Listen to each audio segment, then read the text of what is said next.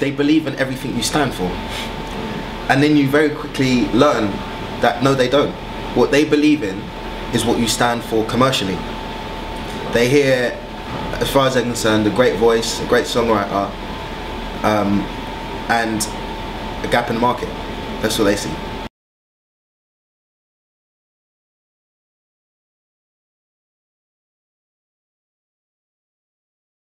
First and foremost, I want to say good afternoon, Mr. Josh Osho. What's happening?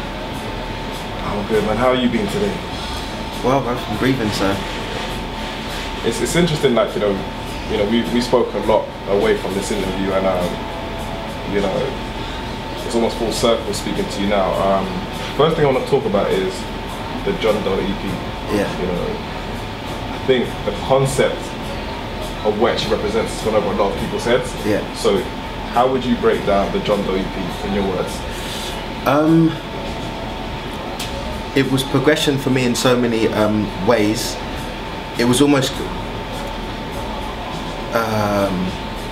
in its definition contradictory of itself, because the progression, as far as I was concerned, was regression at the same time. I felt like when you're being creative, and I don't just mean creative musically, I mean in your existence, because I think that's why we're here, is to be creative, to expand, and to grow. But to do that, there needs to be space, and there needs to be an acceptance of what is, and allowing a greater element of who you are to flow through you. And that can only happen organically if you let it, if you allow it to be undefined. And I think as musicians, especially as musicians, when you're in the bubble that is the music industry, you tend to subconsciously, as well as consciously obviously, define everything you do. So you'll sit down there and you might have a really bluesy riff going, or, you know, finger picking section going, and if you yourself or your economic environment, the record label, have marketed you or defined you as a soul singer, or, you know, a blues artist or a folk artist or a hip hop artist, you then subconsciously allow that to infiltrate your creative process, which is something that's sacred. It's not, that's between you and whatever that energy you believe in is. That's no one else's. And I think, like I say, when that does infiltrate that process, you then start thinking, oh no, I can't write like that, because that doesn't sound like the artist I am. But who are you to define the artist you are? And I don't mean that in that you shouldn't know who you are, but who you are should be something that's ever evolving and ever expanding, because that's why we're here. Whether we accept it or not, we're ever evolving. There's a saying that I got brought up on a lot, which every minute you live is a minute you die. So each day that goes past is a day you can never get. So whether you accept it or not, things are moving on and things are expanding, and so you need to be at one with that process for you to be at your best. And as far as creativity goes and music goes, I don't think that's anything that differs. It's still, you know, encompassed in the sphere of existence. You know, some people seem to put music in its separate, you know. It's funny because I was listening to do you know what perfectly answers it? This morning I listened to a song, I Fear No Man by Mos Def, and it's just Fear No Man. It's basically just this little speech he says. He says, people, they keep asking me of the state of hip hop, and he says, my answer is, if you want to know the state of hip hop, you need to know the state of people, because hip hop is of the people. And so where the people goes, where hip hop goes. Hip hop isn't this entity that sits out in the hills, you know, and just waits. And music's the same, you know. And I think if as people we're not progressing and we're not open and we're not expanding, then neither is our music. And shouldn't, you know, the arts and our music be the thing that's leading the way the most? And if, like I say, I can't step back and allow it to lead and me to follow, then, and instead I try and lead and get my music to follow, it just doesn't work. And I found, especially with L.I.F.E in a major label, a lot of the time that was happening. Within the label especially, obviously, you get a lot of people with opinions that don't necessarily have the same motives at heart. And that's not a disrespect to them, you know, that's their journey and they have their goals. But what they want to achieve and what, I guess, what you want to achieve as a creative is two different things. For them, it's cold figures, cold economics, cold results, and the best way to achieve that is by having a package and a product that they can define, because once they can define it, they can manipulate it and package it the way they want and sell it to the market. Whereas when you're dealing with music, that's a very difficult thing to do to an entity like that, because it's not something that can be contained, no matter how much we try. And when you do contain it, it compromises the heart and depth and soul of music, and then by default compromises music, you know. And so for me, that EP was a representation of that realization creatively, that I was beginning to let go a lot more, internally and externally as well. I was starting to, a lot of the things the label was saying to me, and a lot of the concepts they had and ideas they had were falling on deaf ears, and that wasn't a disrespect. It was just a decision that had to be made by me. And yeah, the headline song, and there's a song called John Doe, but in brackets, Forget to Remember. But I know it's such a small thing for people to notice, but there's a comma after the forget, and it's forget to remember. So it's to forget everything you think you are, to remember who you really are. And I'm still very much right at the beginning of that journey, but I think all of us at some stage have to come to that realization that a lot of who we define ourselves as wasn't our choices, and a lot of the time it's something that's been put upon us by our environment.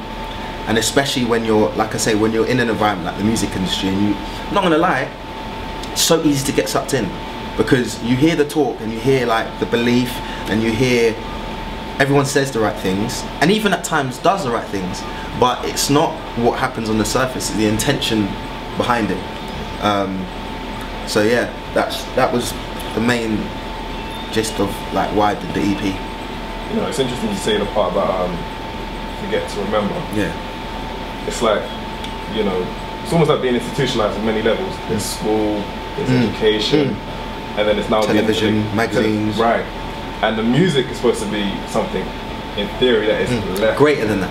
Yeah. Right. It's supposed to be, okay, this is freedom of expression. Yeah.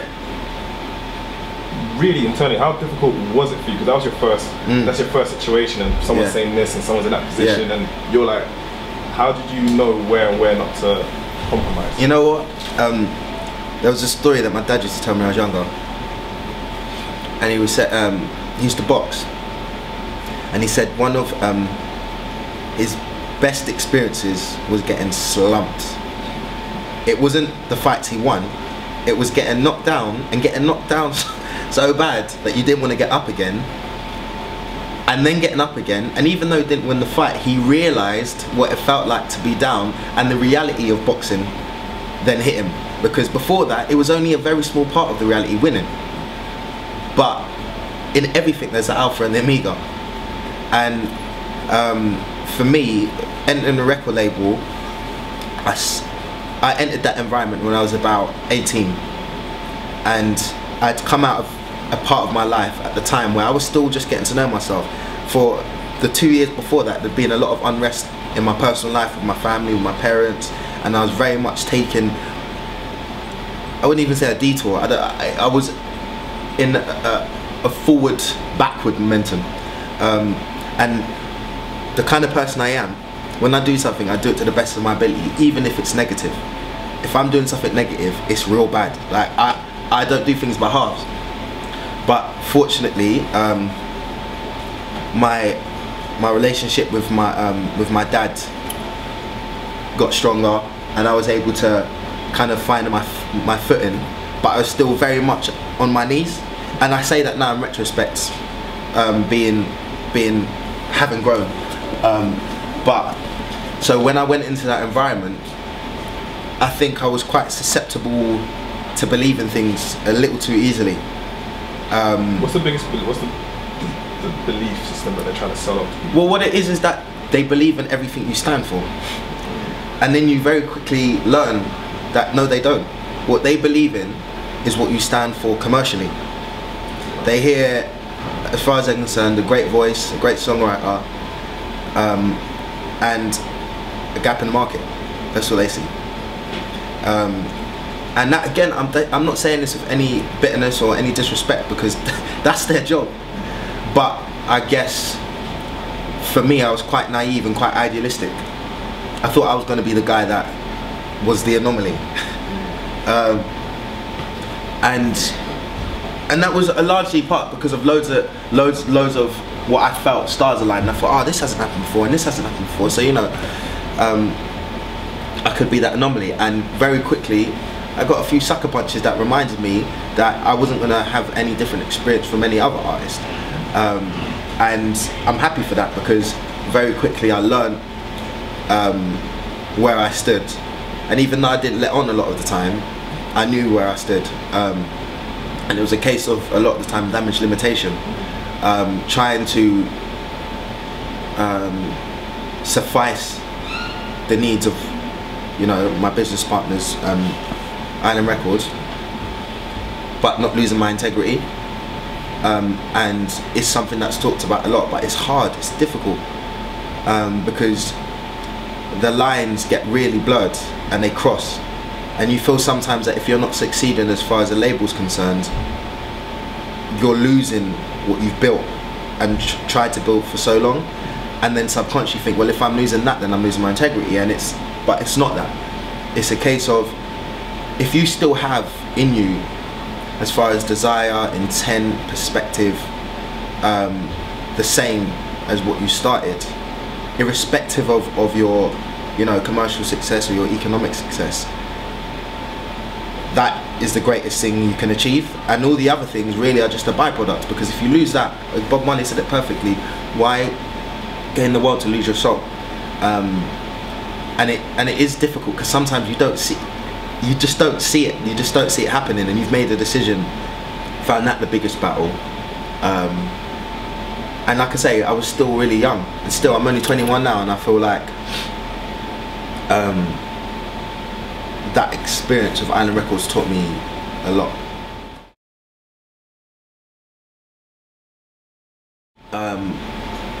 You become completely self-efficient, and then we'll take a percentage of what you do when you sign to us.